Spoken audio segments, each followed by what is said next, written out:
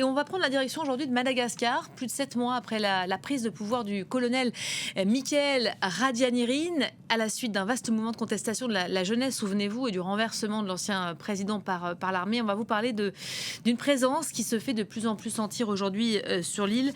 C'est celle de la Russie. On en parle avec vous, les Skinman. Bonjour, journaliste aux Observateurs de France 24. C'est la tradition, vous ne venez pas les mains vides. Un cliché en main, une photo, on va la voir apparaître à l'écran. Qu'est-ce qu'on y voit et surtout, qu'est-ce qu'elle nous raconte aujourd'hui ? Oui, c'est une photo qui a été publiée le 1er avril par l'ambassade russe à Madagascar et qui montre donc 2 véhicules blindés à chenilles. Ces véhicules ont été remis par la Russie à Madagascar lors d'une cérémonie organisée dans un camp militaire de la ville d'Ivato.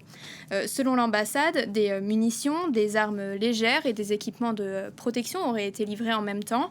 On peut voir par exemple donc, sur cette image le colonel Mikael Randjanirin qui est devenu en octobre le président de transition, inspecter des casques de combat, vous la verrez sans doute plus tard. Et donc, cette livraison, elle vise à renforcer la capacité de défense malgache, selon les termes utilisés par l'ambassade, et elle constitue l'un des derniers signes de ce rapprochement entre la Russie et Madagascar.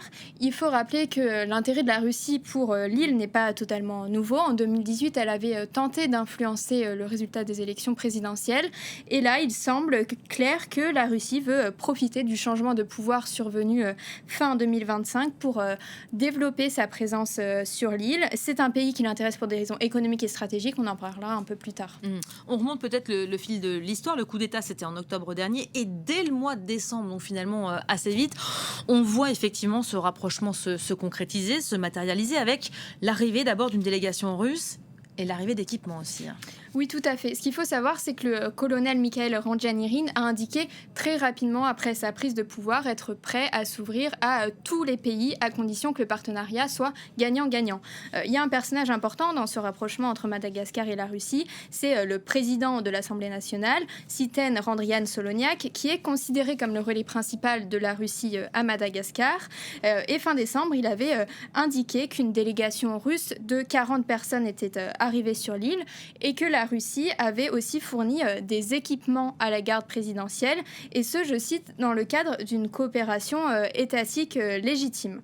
Alors, à l'époque, la nouvelle avait fait grand bruit, notamment parce que cette délégation russe aurait été conduite par Andrei Averianov. Andrei Averianov, c'est le chef adjoint du renseignement militaire russe, et c'est aussi le patron présumé d'Africa Corps. Et Africa Corps, c'est le groupe paramilitaire qui a succédé à l'organisation Wagner.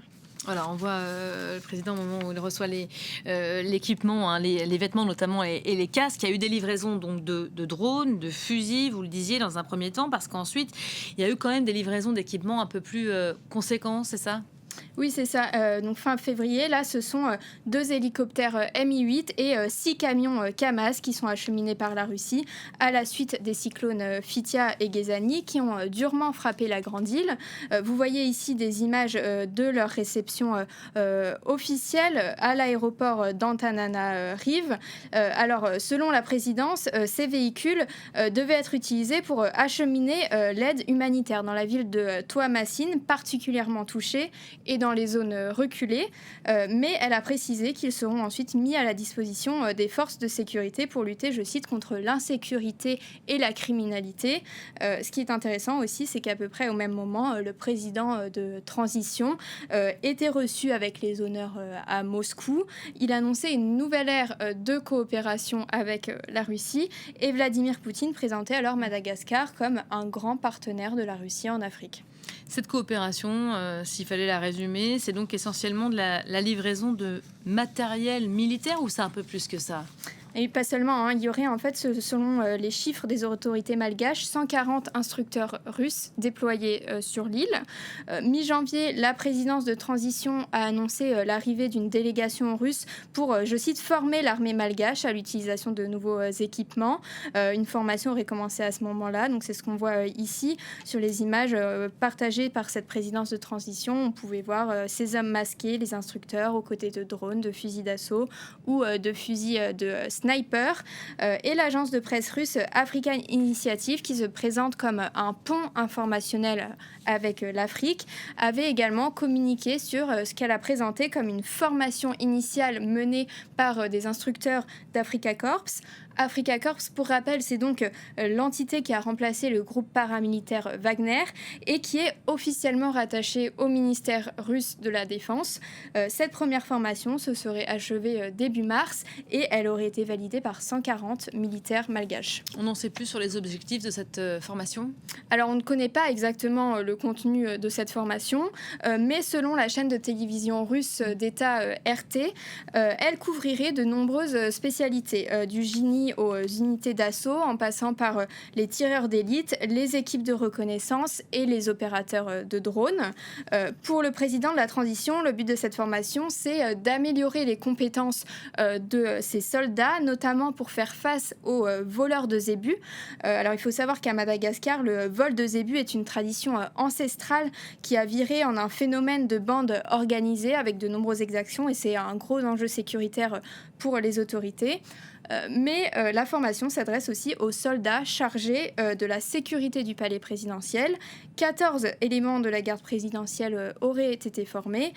Et pour le chercheur Thierry Vircoulon, que nous avons interrogé, cette sécurité personnelle, c'était en fait d'ailleurs la raison même pour laquelle le gouvernement les aurait invités, parce que les nouvelles autorités ont une grande peur, c'est qu'il y ait un autre putsch. Quel regard est porté sur place, sur ce rapprochement ? Qu'est-ce qu'on en dit aujourd'hui ? Eh bien, sur place, ce rapprochement questionne une partie de la société civile. Il faut savoir que les autorités de transition font actuellement l'objet de vives critiques. Des associations dénoncent l'absence de réformes réelles et un recul des libertés.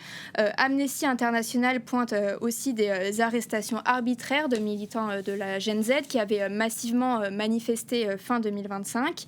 Un habitant d'ailleurs nous disait « Notre problème, c'est l'accès à l'eau, à l'électricité. Madagascar est une île. On se demande pourquoi on nous envoie des véhicules blindés. Ce n'est pas la priorité. » Et puis, deux associations dénoncent l'opacité de la coopération entre Madagascar et la Russie. L'une d'elles nous disait « Aujourd'hui, il n'y a pas de discours clair sur les raisons de la présence russe et du renforcement militaire.